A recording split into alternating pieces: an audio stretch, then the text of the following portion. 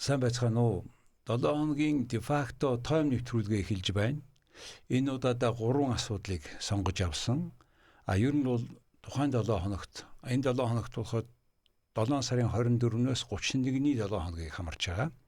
За энэ 7 хоногт тухайн 7 хоногт болсон Монгол улсын улс төр эдийн засгийн нийгмийн амьдралд болсон хамгийн 3 чухал үйл явдлыг сонгоод тэгээд энэ үйл явдал юу болсон, яасан, яагаад болж байгаа юм, хэрэгтэй юу, үгүй юу, тэрийг сайжруулах уу, зогсоох уу, ийм агуулгаар бид энэ ер нь эдийн засгийн нүдээр илүү харсан тийм таймыг та бүхэндээ хүргэдэг.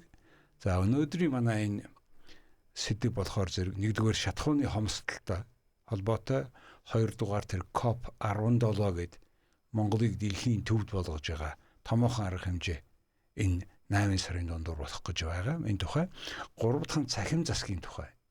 Энэ ер нь ямар өрөөгөөж өгж байна? Авилгыг технологиор бууруулж болох уу? Гэх мэтэр ийм 3 сэдвийг сонгож та бүхэнд хүргэх гэж байна. За эхнийхэн сэдвүүт оръё. Шатхууны хомсдлын тухай. За энэ бол манай эдийн засгийн эмзэг цэг. Энэ тухай өнгөрсөн 7 хоногт ч бид шатхууны үн нэмэгдээд байна гэдэг дээр ярьсан. За одоо энэ 7 хоногт болохоор энийг яагаад энэ сэдвийг шүндэж байна вэ гэхээр та бүхэн яг одоо бид нарыг ярьж хахад гадаа гудамд ялангуяа нарны зам дээр олон бензин колонк байдаг. Маш олон урт очрууд гараад ингээд маш бүх замын нэгдүгээр урсгалын бүрэн эзэмшээд одоо хөдөлгөөнийг их сааруулсан байгаа. За энэ яагаад юу болоод байгаа юм бэ гэдгийг ярина. За 7 сарын 15-нд АИ 92 шатхууны литр тутамдаа 250 төгрөгөөр үнийг нэмсэн. Харин дизелийн түлшний үнийг 150 төгрөгөөр бууруулсан. За ер нь бол Монгол улсад энэ ер нь нэг 100-аад компани гэж байгаа юм. Энэ бензин түлш оруулж ирдэг, импортлж. Гэтэ тэрнээс 6 нь болохоор зэрэг зах зээлийнхаа бараг 80% эзэмшсэн байгаа. Тэгээд ийм олигопол ийм нөхцөлд энэ бензиний нийлүүлэлт явагддаг. 100% 93% Оросоос хамаарсан. Тэгээ энэ Оросд болж байгаа нөхцөл байдлаас болоод мэдээж ийм хүлээлтүүд байсан. Гэтэ өнөөдөр зарим шатхуун түгээх станцууд болохоор шатхуунаа хязгаарлаж байна, борлуулалтаа. Зарим нь болохоор зэрэг бүр 92 байхгүй гэж хэлж байгаа. Тэгээд зарим нь бүр ингээд наагуураа тор тутцсан машин оруулахгүй гэх мэтэр. За орон нутагт ч гэсэн нийлүүлэлтэд доголдсон тухай мэдээллүүд ирээд байгаа. Засгийн газар аж үйлдвэрийн эрдэс баялагын яам болохоор улсын хэмжээнд бол бодиттой хомсдол биш шүү. Харин түгээлтийн саатал болон иргэдийн бөөнөрөө хөдөлгөн авалтын нөхцөл байдлыг хөндрүүлж байна гэж албан ёсоор мэдгдсэн байгаа. Мөн энэтэй зэрэгцээ энэ яамны сайд нь өөрөө Солонгосоос бензин хөдөлж авна гэдээ явсан бас мэдээ гарсан. Ерөнхийдөө бол нэг үгээр хэлбэл юу болж байна вэ гэхээр panic buying буюу тийм сандарлын хөдөлгөн авалт явагдаж байгаа юм аа. За энэ яагаад ийм явдал болж ив вэ гэхээр за мэдээж Оросын хилийн үн 8 сар дараа нэмэгдэж байгаа. Оросд өөрт нь дотоод бас бензиний нийлүүлэлтийн доголдол гарсан. Тэгэхээр бүх орн ус биш юм бэлээ бас. Манайд үндсэндээ нийлүүлж байгаа энэ Оросын Сибирь тэрхүүгийн ойролцоо байгаа тэр нефтийн боловсруулах үйлдвэр болохоор гадаад экспорт гаргаж байгаа ганц орн манайх. Тэгэхээр энэ бол харьцангуйгаар бас гайгүй нөхцөлтэй. Орос өөрийнхөө экспортыг хорж ийн гэж ярьсан ч гэсэн хоёр улсын засгийн газрын гэрээ байгаа. Манай улсад ингээд нийлүүлнэ гэсэн. Тэгээ за мөн мэдээж үн нэмэгдэж байгаа дэлхийд даяар Оросын үн шиний бас нэмэгдэж байна. Мөн дэлхийн газрын тосны зах зээл геополитикийн эрсдэл өсөж байгааг та бүхэн мэдж байгаа. За Монгол нэг улсаас бас хэд хамааралтай. Тэгээд нөөц савн баг байгаа. За ийм шалтгаануудаас болоод ийм үйл явдал болж байна. Энэ болохоор иргэдийн амьдралд үнэт хүчтэй нөлөөлнө. Шатхууны үн өсөхөөр таксиний үн өснө, хотын хоорондын тээврийн зардал өснө, хүнсний үн өснө, жижиг бизнесийн өртөг нэмэгдэнэ, инфляц өсөх эрсдэл бий болдог. Өөрөөр хэлбэл шатхуун бол зөвхөн жолоочийн асуудал биш. Энэ бол бүх барааны үнийн шингэдэг. За тэгэхээр Монгол улс нефттэй атлаа одоо шатхуунгүй байж болохгүй. За нэгдүгээр нь, хоёрдугаар 97% хамаарал гэдэг бол эдийн засгийн төдийгүй улс орны үндэсний аюулгүй байдлын эмзэг асуудал болсон. За тэгээ одоо байдлаас яаж гарах юм бэ? Юу хийх ёстой вэ гэж. За энэ тухай бүгдээрээ мэдэж байгаа үндсэндээ газрын тос боловсруулах үйлдвэрийн хугацаанд нь ашиглалтанд оруулах хэрэгтэй. Урьдчилсан байдлаар болохоор 2027 оны тэгээ хойтон 12 дугаар сард бүтээн байгуулалтын ажил нь дуусна. 28 оны 2 дугаар хуулиар нэг 5-6 сарын 4-5 сарын дотор ашиглалтанд оруулна гэсэн урьдчилсан мэдээллүүдийг гаргасан байгаа. Дашрамд хийхэд сая өнгөрсөн 7 хоногт яг тэр нэр үйлдвэрийнх нь өөрийнх нь тэр тоног төхөөрөмжгээд маш том диаметртэй 6 метр шууд диаметртэй 2 том урт ачаа Монголын хэлээр орж ирээд тэр юун дээр газар дээр очисон байгаа. Та бүхэн зургатаа харсан байх. Томоохон тийм ямар ч гэсэн том нэлээд тийм тусгай зориултын тоног төхөөрөмж аваад ирсэн байгаа. За мөн бид импортын их усүрээ төрөлжүүлэх хэрэгтэй. Үнэтэй ч гэсэн бид нар өөр аль ч орноос хамаагүй авахыг бодох хэрэгтэй. Хинл өгж байна. За 3 дугаар бид стратегийн шатхууныхаа нөөцийг нэмэгдүүлэх ёстой. Жишээлбэл бид нар бол 1 сарын нөөцтэй гэж ярьдаг. Одоо бол яг энэ жишээлбэл А92-ийн нөөц 17 хоног байна гэж өнөөдрийн байдлаар бас тийм мэдээлэл байгаа. Энэ худалдан авалт чинь нөгөө хөдөө явсан хүмүүс тэнд нийлүүлэлтийнх нь тасалдлаас болоод бензин байхгүй дээ биш. Тухайн компани нийлүүлдэг орон нутаг руу 2 дахин их хүн очсон учраас нийлүүлэлтийнх нь тийм алдагдал доголдол гарсан. Тэр сэтгэлгээгээр хотод орж ирээд ер нь бензин ингээд дуусчдаг юм байна гэсэн энэ сэтгэлгээгээр худалдан авалт явж байгаа гэж харж байгаа. За тэр импортынхаа нөөцийг бензинийхаа нийт түвшнийхаа нөөцийг нэмэгдүүлэх тухай ингээд ярьж байгаа. Жишээлбэл одоо 26 онд багтана гэж байгаа юм.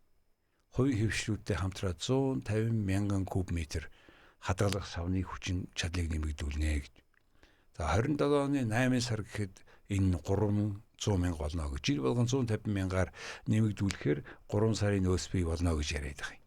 Тэгэхээр нэг 100 мянга орчим л яг энэ тодорхой тоо баримтууд нь ердөөсөө олддгүй юм байлээ. Энэ яг хичнээн ер нь бол нэг 250-аас 280 шатгуун зүгэх станц Улаанбаатарт байна гэсэн мэдээлэл байлээ.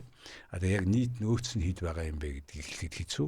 Яг энэ шатгууны нөөц гэдэг дээр өөрийн терминалтай буюу машин зэрэг нь орж гардаг тийм тусгай зориулалттай том хэмжээний савтай газруудыг хэлээд байгаа. Тэгээ тэрийгээ бол одоо жишээлбэл хувийн хвшлийн 50-аад компанитай нийлжээж барина гэд энэ ажлаа эхлүүлсэн мөнгө төгрөгөө өгөөд эхэлсэн байлээ. Тийм учраас энэ нөөц бол нэмэгдүүлэх нь болчлоо, нэмэгдүүлэх хэрэгтэй. Энэ бол бидний тэр нефтийн газрын засны боловсруулах үйлдвэрээ ашиглалтанд ортол ямар ч гэсэн энэ хэрэг болно. Том нөөцтэй болохоор тэр газрын засны боловсруулах үйлдвэр ашиглалтанд орлоо ч гэсэн бас тодорхой эрсдлүүд байгаа. Түүхийн нефтийн хангамж нь бас одоо яг хүчин чадалд нь бүрэн хүрэхээр биш байгаа энэ тухай ярьсан. Хайгуулаа үргэлжлүүлэх хэрэгтэй. Газрын энэ үйлдвэр чинь өөрөө одоо нефт олдсон байгаа 2 блокийн хажууд байгаа. Тодорхой газрыг авсан байгаа. Тэнд өрөмдөлтөө хайгуулынхаа ашиг нэмэх хэрэгтэй гэсэн үг. Тэгжээж бид нар энэ боловсруулах үйлдвэрээ бүрэн хүчин чадлаар нь ашиглаж таарна л да. Тэр болтол бас л зөндөө их ажил хийх хэрэгтэй. Энэ үйлдвэр орлого гэмэгц манай шатхууны хангамж тэр чигээрээ сайжирчна гэсэн үг бас биш гэдгийг бас иргэд мэдээлэлтэй байх ёстой гэж харж байгаа. Гэх мэтээр ийм эрчим хүчнийхээ хараат байдлыг үе шаттай бууруулах хэрэгтэй болно. Энд бас нэг онцолж хэлэх зүйл бол цахилгаан машин. Энэ улс орон дэлхийд даяараа цахилгаан машин руу шилжиж байгаа. Монгол улсын хэдэн автомашин орж ирж байгаа машины хэдэн цахилгаан байгаа юм. Тэгээ тэр цахилгаан машиныг цахилгаанаараа хангах, цэнэглэх энэ юмнууд нь хаа байгаа юм. Энэ бүгдээр ийм уг нь бол тэр connectivity буюу ийм тодорхой нэг хоолойгоор бензин шиг ийм ямар ч машин цэнгэлж болохоор тийм цэнгэлдэг газруудыг бензин колонкийн газар хажуудаа ингээд байгуулах. Тэгсэн бол тодорхой урамшуул өгөх. Гэх мэтээр бид энэ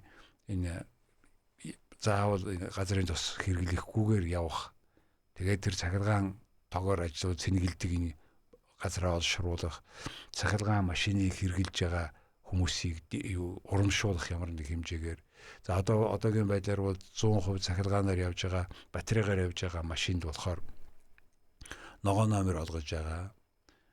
Нэгдүгээр замаар явж болж байгаа автобусын замаар мөн өдөр болгон дугаарын хязгаартанд орохгүйгээр явах эрхтэй болж байгаа. Их мэтэр ийм нийт улам цаашлуулаад ер нь бол цахилгаан машин авсан компаниудад бүр тодорхой мөнгөн кэшээр дэмжлэг улс орн үзүүлж байгаа. Ягаад гэвэл тэр нь бензинийг ингэж нийлүүлж юм үнээр авснаас явж хямдхан олон эрсдлийг бууруулж байгаа учраас хийж байгаа шүү гэдгийг бас хэлмээр байна.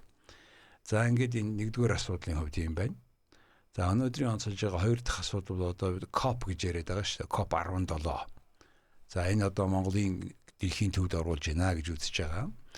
Энэ 8 дугаар сарын 17-наас 28-нд одоо 2-7 хоногийн дараа бараг 10 хоногийн туршид Улаанбаатар хотод нүүбийн цөлжилттэй тэмцэх конвенцийн COP 17 гэдэг хурал болно.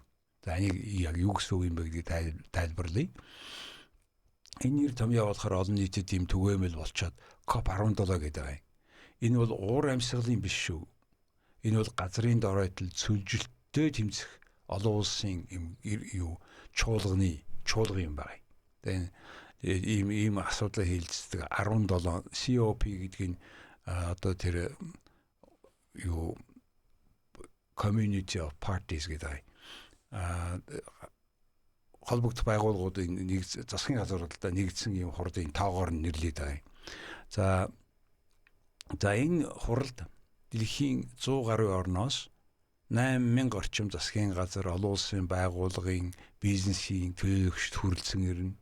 Тэгээ газрын доройтол, цөлжилт болон усны хомсдлын асуудлаар ярина. 3 юм гол асуудал байна. Тэгэхээр энэ дотроо бид нар дэлхийн цөлжилт, газрын доройтол, ган гачиг, бэлчээрийн менежмент, газрын нөхөн сэргээлт гэсэн ийм асуудлыг оруулж ярьж байгаа юм байна. За 2026 оныг дэлхийн хуурай газрын ойролцоогоор 40% нь хуурай бүс нутаг болсон байгаа. Тэгээ энэ бүс нутагт нөгөө дэлхийн 9-8 хагас тэрбум хүний 2 тэрбум нь эдгээр бүсд амьдарч байгаа. Газрын доройтол болохоор дэлхийн хүн амын бараг 70% амжиргаанд шууд нөлөөлдөг. Тэр амьдарч байгаа хүмүүс болон тэдний тэр үр дүнд нь газрынх нь ургасан юмных нь үр дүнд амьдарч байгаа дэлхийн хүн амын хагаст бол нөлөөлж байгаа гэж үзэж байгаа. Тэгээ бидний ойлголтоор цөлжилт гэдэг бол зөвхөн элснүүдийг гэсэн санаа ердөөсөө биш юм байлээ. Хуурай бүс нутагт газрын үржил шим, бүтээмж, буурах энэ үйл явдлыг л цөлжилт гэж нэрлэдэг байгаа. За тэгээд Монгол улсын нийт нутаг дэвсгэрийн ихэнх хувь нь ямар нэг хэмжээгээр газрын доройтолд өртсөн гэж үздэг. Тэгээ тийм учраас ч энэ COP 17-г хийя гэдэг Монголын санал дэлхийд дэмжигдээд Монголын хувьд бол энэ онц ач холбогдолтой арга хэмжээ. За энэ COP 17-гийн хэмжээнд Монгол улс тал хэрийн үйл ажиллагааны хөтөлбөр гэж санаачлагыг дэвшүүлсэн Step Action Agenda гэдэг. Step Action Agenda гэдэг нэртэй. За энэ UNCCD гэж байгууллагын хурал. Тэгээ за би нэг дэлгэрэнгүй ярьж өгөн. За ямар ч гэсэн энэ асуудалд ямар асуудал тэгээ төвлөрөх вэ гэдгийг ингээд ахаад задлаад хэлсэн байгаа. Цөлжилт байна, газрын доройтол байна, бэлчээрийн менежмент байна, усын нөөцийн хамгаалалтын тухай, ган гачигт төсвөртэй байдлын тухай, газрын нөхөн сэргээлт, экосистемийн тогтвортой байдал гэсэн ийм асуудлуудаар хуваагдаж ийм ярих юм байлээ. Хүмүүс уулзаж энэ тухай яах вэ, байдал ямар байна гэдэг дахиад ярих юм байлээ. Өөрөөр хэлбэл нэг нь уур амьсгалын өөрчлөлтөд, нөгөө нь газрын доройтол, цөлжилтөд төвлөрдөх гэсэн хоорондоо нэгт холбоотой ийм дэлхийн сорилтуудыг яаж даван туулах тухай ийм хоёр өөр ийм хонглоор гэх юм уу хүн төрлөختөд ярьж хэлэлцэж байгаа юм байна. Мэдээж энэ чинь нэг улсын асуудал биш болохоор бол нийлмэл зөндөө олон адилхан төсөөтэй сорилтууд байгаа. Тэгээд тэрийг шилж ярилцчиж шийдэх зүйтэй гэж үзэж байгаамаа. За энэ дэлхийн нийтийн үйл ажиллагааг Ер нь энэ хаанаас хийсэн юм бэ гэж, яагаад сүлжилтийн эсрэгээд ингэ явчих ваа гэж. Тэгэхээр энэ сүлжилтийн асуудлыг чинь анх бүр 1977 онд шүү дээ. Одоо 50 жилийн өмнө шүү. Нүүбийн нэг баг хурлаар хөндөж тавьсан анх. Сүлжилттэй тэмцэх үйл ажиллагааны төлөвлөгөө гэж баталсан. 50 жилийн өмнө. 90 оны үед гэхэд газрын доройтол дэлхийн олон орны эдийн засаг, хүнсний аюулгүй байдал, байгаль орчинд ноцтой эрсдэл учруулж эхэлсэн. Тэгээд Рио де Жанейро гэдэг Бразилийн хотод 1992 онд болсон хүрээлэн буй орчин ба хөгжлийн дээд хэмжээний уулзалтаар. Дээд хэмжээний уулзалт гэдэг нь яг шийдвэр гаргадаг сайдын төвшин, засгийн газрын тэргүүний төвшөнд ийм уралдахыг дээд хэмжээний уулзалт гэдэг. За ийм уулзалтуудыг онцгой асуудлуудаар нүүб ингээд дээд хэмжээний уулзалт зохион байгуулдаг. Дэн сүлжилтийг тэгж үзээд олон улсын тэргүүлэх зорилтын нэг болгон хэлэлцсэн. Тэгээ засгийн газар хоорондын хэлэлцээний хороо байгуулсан. Тэгээ үүний дүнд нь 1994 онд 2 жилийн дараа UNCCD буюу United Nations Convention to Combat Desertification гэж UNCCD гэж байгуулагдсан. Тэгээд 1997 онд энэ COP гэж анхныхаа хурлыг Италийн Ром хотод хийж исэн юм байлээ. Тэгээд энэ COP гэдэг нь Conference of the Parties гэж ийм олон улсын ийм байгаль орчныг хамгаалах хуультай холбоотой ийм нэрсүүд бий болцсон гэд COP гэж яваад байгаа шүү. За манай улс яагаад нэг зохион байгуулагчаа сонгогдсон бэ гэж энэ нүүбийн COP гэдэг хурлыг бүс нутгуудаар ээлжлэн зохион байгуулах зарчимтай. Яагаад үдэлхийн хүн амын бид хэлсэн ш 2 тэрбумыг газар нутгийн 40 тэрбумыг чинь ийм сүлжилттэй холбоотой болоод эхэллээ гэж. Тэгээ 2022 онд Côte d'Ivoire гэж улсад COP 15-ийн үеэр Монгол улс 26 оных нь COP 17-г зохион байгуулах хүсэлтээ гаргасан. Тэгээ оролцогч бүгд байгаа талууд дэмжсэн. Тэгээд Улаанбаатар хотод зохион байгуулахаар сонгогчод байгаамаа. Тэгээ энэ шийдвэр нь болохоор Монгол улсын сүүлийн жилүүдэд хэрэгжүүлсэн байгаль орчны бодлого, олон улсын идэвхтэй оролцооны үр дүнд бас бий болсон шүү. Ягаад гэвэл ийм арга хэмжээг олон орн санал гаргасан. Тий.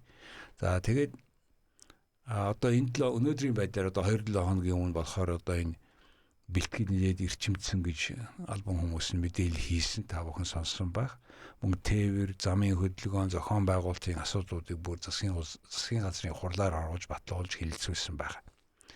За яагаад энийг Монголд зохион байгуулж байгаа? Тэгээ ач холбогдол нь юу юм бэ гэдэг асуудал гарна.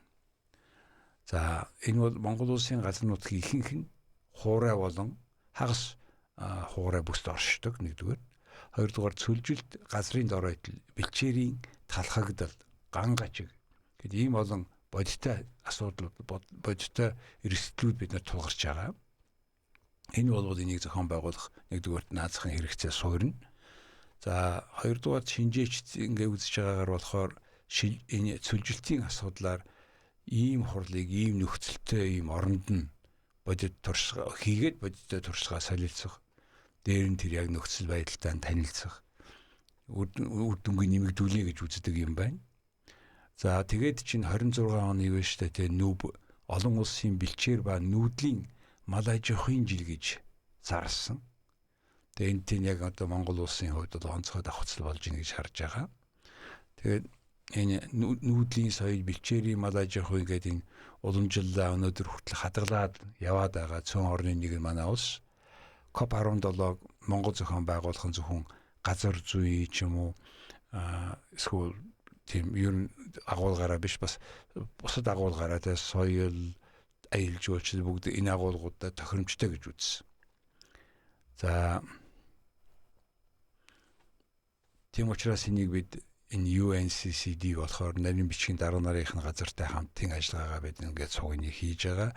Байгаль орчны дипломат ажиллагааг идэвхжүүлж байгаа гэсэн үг. 17-г зохион байгуулах эрх авсан. Одоо энэ манай бодлогын бодит дүнгийнх нь одоо илэрхийлэл гэж харж байгаа маа гэж. За энэ ямар боломж авчрах вэ гэдэг асуулт байгаа юм. За мэдээж сүлжилт, газрын доройтол одоо ингээд тэмцэхэд туршлагаа бид нар олон улсад танилцуулнаа. Олон улсын санхүүжилт, хөрөнгө оруулалт, технологийн хамтын ажиллагааг өргөжүүлнэ.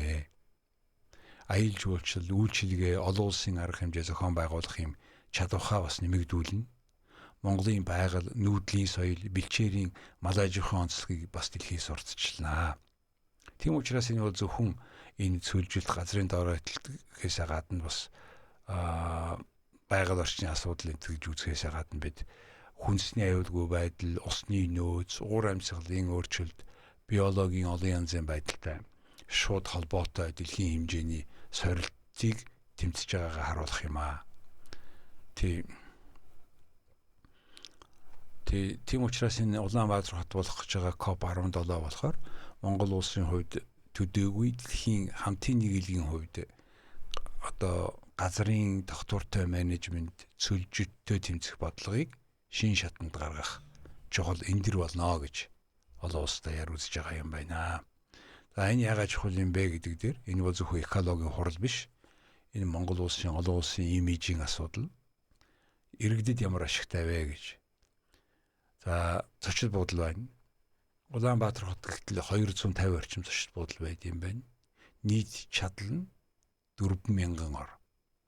Улаанбаатар хот нэг зэрэг 4,000 хүн авах чадaltaй. Зарим нь хоёулаа цаг унтна гэж үзэх юм бол нэг өрөөнд. За ингээд ийм 4,000 орчим ийм нийт ор байдаг хотод 8,000 хүн ирж байна. 9,000 хүн ирж байгаа. Тэгээ энэ манай ихэнх буудлууд бас хотын болон гол замын дагуу, хотын төв болон гол замын дагуу байна. За энэтэй холбоотой энэ тээврийн саатал төгжрэлгээ зөндөө асуудлууд мэдээж гарна.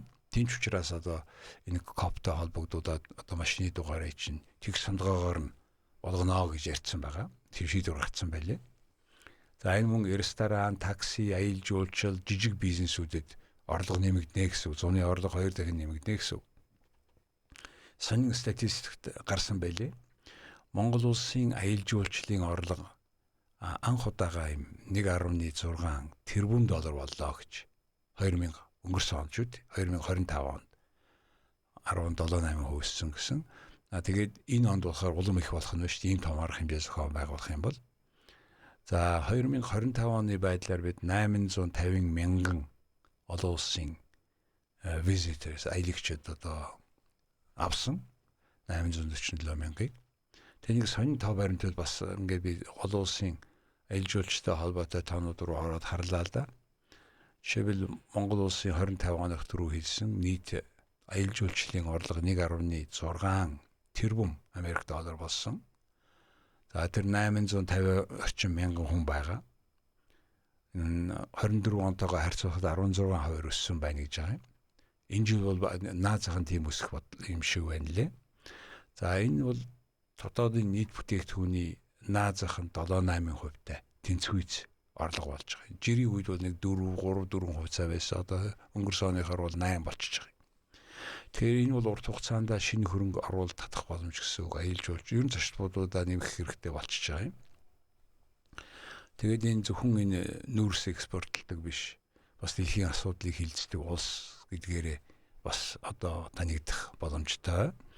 За мөн энэ бол нэг удаагийн шоу биш. Бас тодорхой үлдэх өв хөрөнгө гэж үзэж болно.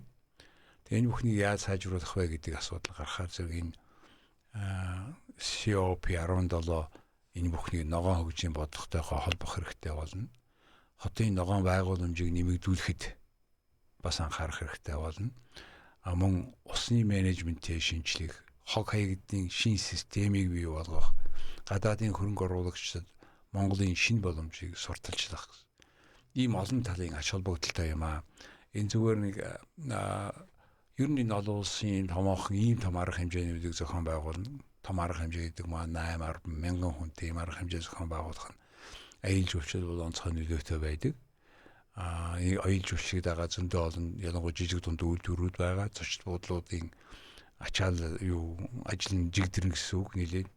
Ер нь бол зочид буудлынхаа тог нэмийг шаардлагатай. Яг энэний дагуу болохоор энэ хүмүүс чи яг хоол унд бусад үйлчлэгээний стандартыг өндөрч шаарддаг. Нэг дагуу бас олон жижиг дунд үйлдвэр жигдэрнэ гэсэн үг ээ гэж. Тийм би тэр нөгөө Монгол улсын жижиг улс учраас гадаадад энэ шиг их том сурталчилгаа болж байгаамаа гэдэг бас хэлэх хэрэгтэй. Түүнээс баахан хүмүүс ярьчаа үр дүнгүй баахан юм ярьч яваад өгж байгаа хэрэг гэж үзэж болохгүй. Ер нь ялангуяа ер нь аялал жуулчлалын нэг хүнд ногдох орлогоороо болохоор нэмэг өсөж ийн гэсэн үг. Бас нэг сонь Монголд ирсэн бүх хүмүүсийг ингээ хуваагаад үзэхээр нэг жуулчинд ойролцоогоор нэг аялагчид visitors гэдэг байгаа тийм. Нэг аялагч ойролцоогоор нэг $2,000 зарцуулж байна гэж. Тэгээд жишээ би Испанихыг үзсэн чинь тэнд альжсэн хүн болохоор нэг аялагч болохоор нэг $600 хэдэн зарцуулсан байсан. Гэвэн дээр бид эдийн засгаа төрөлжүүлэхэд энэ онцгой ач холбогдолтой гэж харж байгаа. За өнөөдрийн бидний онцолж байгаа 3 дахь сэдэв бол цахим засаг. Энэ юу болж байна? Ер нь энэ цахим засаг гэж одоо юу болоод яг нэг эргээд харах цаг болчихж байгаа байхгүй. Ягаад гэвэл бид Монгол улс 10 жил энэ дээр ажиллаа. За энэ шин засгийн газар энэ учрал сайд ерөнхий сайд ч нөөрэө цахим хөгжлийн яам гэж байгуулсан. Тэрний анхны сайд нь энэтэй холбоотой 4-5 шинэ хууль батлуулсан. Энэ цахим ертөнц рүү ороход онцгой үүрэг гүйцэтгэсэн. За тэгээ энэ чимд учраас энэ ерөнхий сайд учрал цахим засаг бол засгийн газрын тэргүүлэх шинжилгээний нэг хэвээрээ байна гэж мэдгдсэн байна лээ. Хэдэн тоо баримт хийе л да. Тэгэхээр цахим засаг ингээд яах гэж цахим засаг хийж байгаа юм бэ гэдэг асуулт гарч байгаа. За мэдээж энэ болохоор зэрэг одоо ингээд зардал багасгах нь юу гэдгийг. Энийг хэмждэг нэг юм нь болохоор их сонин хоёр үзүүлэлт байгаа юм. Монгол улс энэ цахим засгийнхаа нүүбийн үзүүлэлтийг гаргадаг. Тэрүүгээр жишээлбэл 20 онд 92 дугаар байранд байсан дэлхий дээр. Тэгсэн чинь 24 онд болохоор 46 дугаар байранд орсон. Ийм том өсрэлт гаргасан. 20 оноос 92-д байсан бол 24 онд 46-д орсон. Ийм яам байгуулсан, хууль нь гарсан. За энэ дээр бол хамгийн том өсрэлт хийсэн орнуудын нэг болцсон. Гэхдээ авилгын индексээр болохоор 180 орноос 20 онд 111-т байсан бол 25 онд 124-т орсон. Тэгээ яагаад нөгөө авилга бууруулна, бизнес орчныг сайжруулна гэсэн чинь буураад байгаа юм бэ гэдэг асуулт гарна тийм ээ. Тийм учраас бид нар юунд анхаарах вэ гэдэг дахин сайн бодох хэрэгтэй юм байлээ. Тэгээ энэ тухай би бас судалгаа хийж байгаа. Тэгээд энэ судалгаагаар би дэлхийн нэг 27 орныг хөгжиж байгаа шилжилтийн эдийн засгийг судлаад тэгээ яг энэ цахим засаг яг юугээрээ дамжуул бизнесийн орчин сайжруулах юм бэ гэдэг ийм судалгаа докторийн ажлын судалгаа хийж байгаа. Тэгээд ингээд үнэхээр энийг яг энэ бус орны жишээн дээр тоо баримт дээр бид яг гаргах ёстой. За тэгээд сүүлийн 10 жилд манай улс төсвийнхөө хөрөнгө оруулалтаар 100 гаруй тэрбум төгрөг зарцуулсан. Гадаадын зээл тусламжаар $230 сая зарцуулсан. Тэгээд үр дүнд нь одоо Mongolia гэдэг олон юмнууд би бас тэрний үр нөлөөг бол та бүхэн сонссон байгаа. Би харж мэдэрч байгаа. Иргэдийн хувьд бол бага цаг зарцуулдаг болсон. Бичиг баримт бүрдүүлэх гэдэг нь багассан, мэдээж эрс багассан. Тэгээд төрийн байгууллагаар бага явж байгаа. Бизнесүүдийн хувьд болохоор компани хурдан байгуулагдаж байгаа, зөвшөөрөл одоо харьцангуй хурдан болж эхэлж байгаа, зардлаа бууруулж байгаа. Гэвч Монгол улсын бизнесийн орчин нь өөрөө яг томороо харах юм бол захимжуулаад байхад дээшилж ийнэ үгүй юу гэдэг ингээд судалгаа хийгээд үзэхээр бол бизнесийнхаа орчинтой нийлүүлээд ингээд холбоод харахаар бол бас одоо их анхаарах юм их байгаа. Тэгээ би одоо энэ Fraser Institute-ийн эдийн засгийн эрх чөлөөний индексээр нь тооцоод ингээд 5 тэднийг ингээд бүх дэлхийн бүх орноо гаргасан юм 5 хэмжээсээр гаргасан ийм судалгаа байдаг. Тэгээд энэ бизнесийн орчин гаргадаг ийм хэмжээсүүд байдаг. Тэгсэн чинь одоо судлаад үзсэн чинь 27 орны түүний дотор Монголын 15 жилийн тоо баримтыг аваад 2010-аас 2024 он хүртэл аваад ингээд үзсэн чинь хоёрхан юмн дээр л бүр тодорхой нөлөө хийх юм байна. Нэг нь хууль эрх зүйн систем, өмчийн эрх, зохицуулалт. Энэ дээр л цахим шилжилт өөрчлөлт хийж бизнесийн орчин сайжруулсан гэсэн тоо дүнлэх гарсан шүү. Тэгээ энийг би дамжуулаад хэлье. За ингээд та бүхэндээ би энэ цахим засгийг хийгээд зөндөө ажил бас цаашаа хийх хэрэгтэй. Саяын саяын санааг дүгнэлтийг бид толгойдоо нэг сайн бодож ин захим засгийг яаж хөгжүүлэх, юуны төлөө яаж хөгжүүлэх юм бол бизнесийн орчин сайжруулах вэ гэдгийг одоо ингээд тогтоосон байгаа. Бизнесийн орчин сайжирч улс орон хөгждөг. Тэр бол зах зээлийн хөгжил, тэр бол эдийн засгийн хөгжил. За ингээд би та бүхэндээ өнөөдөр энэ 7 хоногийнхоо де факто таймер 3 асуудлыг онцолж ярьлаа. Нэгдүгээр шатхууны хомсдол бий болцсон, очор дугаар их байна. Энэ тухай энэ яагаад гэдгийг ярьлаа. Хоёрдугаар тэр COP17 гэдэг нь Монгол улсын дэлхийд эзлэх байр суурь дээр яаж нөлөө үзүүлэх вэ? Яагаад хэрэгтэй вэ гэдэг тухай ярьлаа. Гуравдугаар энэ асар их мөнгө зарцуулж байгаа энэ цахим засаглал чинь яавал одоо энэ төрийн үйлчлэгээний чанарыг дэвшүүлэх вэ гэдэг дээр онцолж ярьлаа. За ийм 3 асуудлыг онцоллоо. Тухтай сонссон их баярлаа. Hello everyone. This is de facto review for this week from July 24th to 31st of 2026. As usual, I have been highlighting 3 most important events happened during this week. That's why I have highlighted 3 following topics. 1, about food supply issue. Because we have a lot now queue, like in Russia almost, and what is the reason behind and how can we avoid next time. Second, about so-called COP17. It is a UN famous conference to fight desertification, and this large event of involving 9,000 delegations from 100 countries, over 100 countries, will be convening in Ulaanbaatar from August 18th to 27th, almost 9 days event, and it will have also not only on the solution of the problems, but also on the tourism industry of Mongolia. So from that perspective, I also shared my opinions. The third is about digital government. Mongolia is very successfully implementing digital government. We are jumping a lot of ranks within a couple of years in a comparison with other countries. But what is the result of those? Except we have made several applications which made life easier, but what is its impact on business climate? Because business climate is the main condition for businesses, which is only driver of economic development. So these were 3 topics I have highlighted today in Mongolian on this radio. Thank you.